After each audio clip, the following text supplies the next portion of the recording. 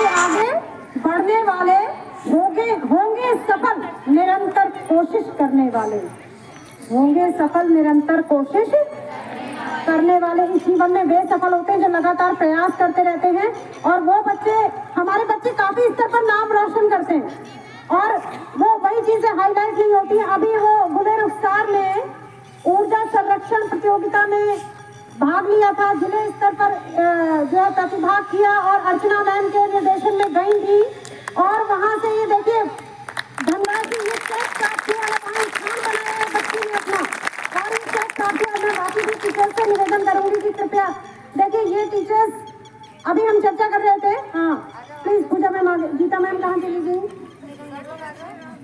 हाँ madam, Shashi madam, हाँ देखिए ये जो चेक है ये इसी का जो पुरस्कार है उसके स्वरूप प्रदान किया गया है।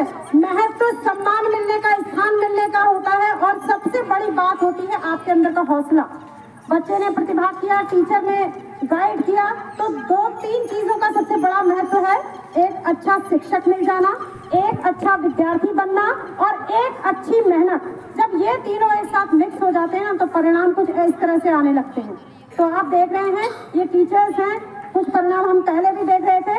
तो मैं एक बार फिर मैडम से निवेदन करूंगी कि ये चेक जो है 1500 रुपए का चेक था, तो ये चेक बच्ची को प्राप्त हुआ है और हम सब इसके लिए जो है गुरु उत्साह को बहुत बहुत बधाई देते हैं। आप में से भी ऐसे कई बच्चे होंगे, जब भी प्रतियोगिताएं होती हैं आप बढ़ चढ़ के प्रतिभाग कीजिए और विद्यालय स्तर से फिर ब्लॉक पर जाइए, ब्लॉक से जिले पर जाइए, अपनी पहचान बनाइए और अपनी प्रतिभा को विस्तार दीजिए, ठीक है?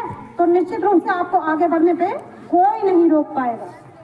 तो अभी वहाँ ब्लॉक स्तर में प्रतिभाग करने का अवसर मिला था, वो सारी डिस्ट्रिक्ट जिला स्तर से आपने भी प्रतिभाग किया और अपना स्थान बनाया है, आपको भी वहाँ से चेक प्राप्त हुआ है। तो आगे बढ़ करके वो जो है हाँ सीधा कर लो, ये जो स्थान मिला है तो हाँ ये बच्ची बहुत अच्छी है। हाँ तो इसी तरह से आप आगे बढ़ते रहें। अच्छा लग रहा है ना देख करके? तो इसमें से एक नंबर का भी आपका भी हो सकता है, आप आगे बढ़ें और प्रतिभाग करें, ऐसे टीचर से पूछें, ठीक है? तो बहुत बहुत बधाई है मोनिका को भी, सारे टीचर्स को भी।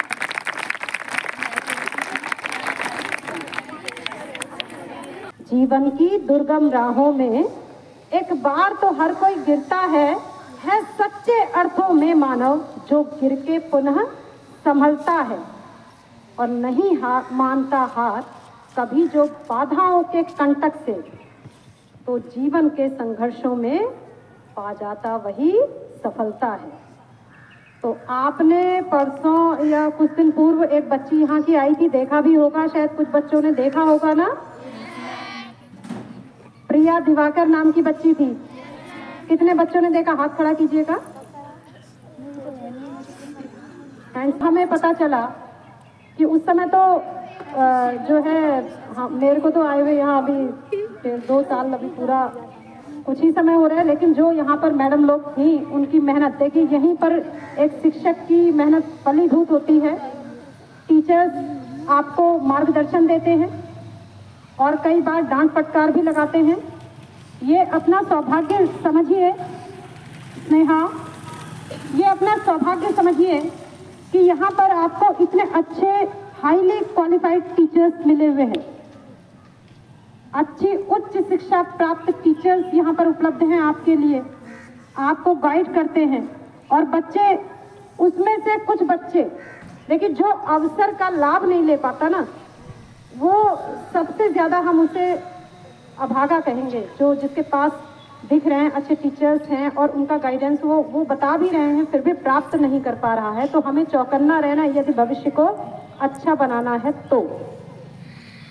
और सबके पास, हम लोग तो आप देखते होंगे गीता मैडम के साथ में रहती हूँ, आते हैं तो बातों से पता चल जाता है, जानकारी मिलना।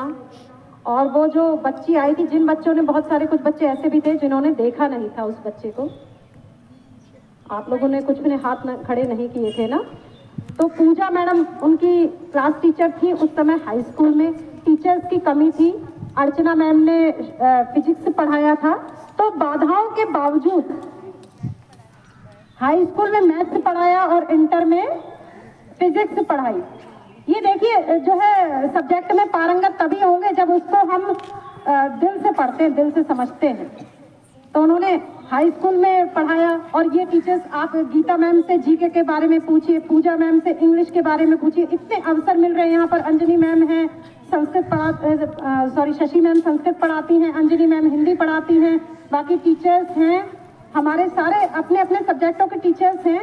आपको दिक्कतें आती है उनसे पूछिए। टीचर्स को कितनी खुशी होती है जब उनका अपना पढ़ाया हुआ एक स्टूडेंट आगे बढ़ता है। और ऐसे बहुत सारे होंगे ना बच्चे, तो आते नहीं है, वो आया एक बच्चा तो हमें पता चल गया, और आगे बढ़ करके भीड़ के बीच में से अपना स्थान बना पाना, ये एक बहुत बड़ी उपलब्धि, बहुत बड़ी बात होती है। और आप देखते हैं किसी भी चीज में, देखिए विषय का कौशल तो है ही, सब्जेक्ट का कौशल तो है ही।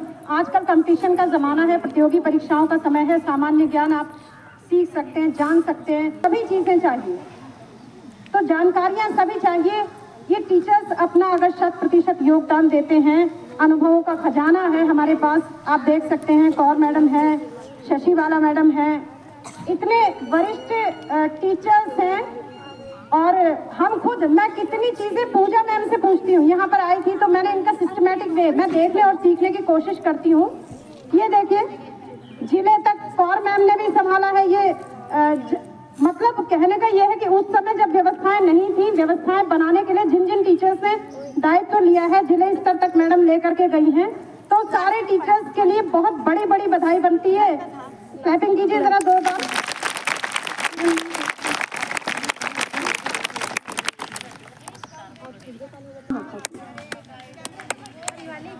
उनकी ऐसे बच्चे रहे होंगे। ये क्या होता है कि हमें प्रेरणा मिलती है, सोचते तो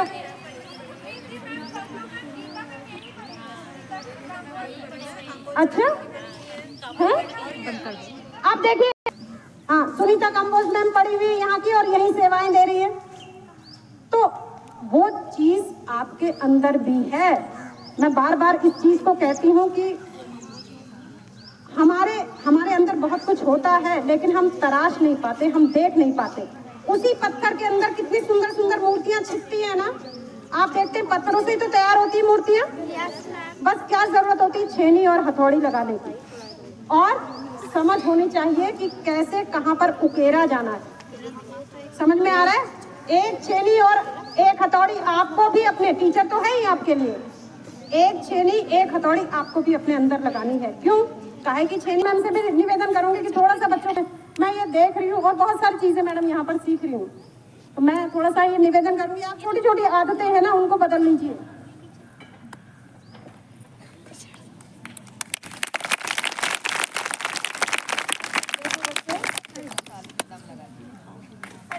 जो पहले वाले बच्चे थे, पुराने बच्चे होते थे ना, वो ऐसे होते थे कि उनके सामने जाते हुए रास्ते में भी कोई चीज पड़ी है तो वो उठा करके उसको डस्टबिन में डालते थे। रोड में जाते थे तो एक ईंट का टुकड़ा भी रास्ते में उनको मिलता था तो वो उठा के साइड करते थे कि ताकि इस पर से कोई, किसी का पैर ना रखा जाए, कोई गिर ना जाए। ठीक है? और आप लोग अब क्या करते हैं इस समय? आप लोग क्या करते हैं बताइए? ऐसा कुछ करते हैं आप लोग? नहीं ना। खाते हैं, फेंको, पड़ा है रास्ते में, अपने आप पड़ा है, कोई भी उठाएगा नहीं उठाएगा, पड़ा रहेगा कूड़ा। और कूड़ा सामने होगा भी तो उसके ऊपर से कूदते हुए, लांघते हुए, उसमें पैर मारते हुए निकल जाते हैं। होता है ऐसा? करते हो ना? और यही आदत तुम्हारी विद्यालय में भी है और यही आदत तुम्हारी रास्ते में है। मैडम ने अभी बताया कि अनुशासन, अनुशासन, रास्ते में तुम कितना अनुशासन अपनाते हो ये बताओ।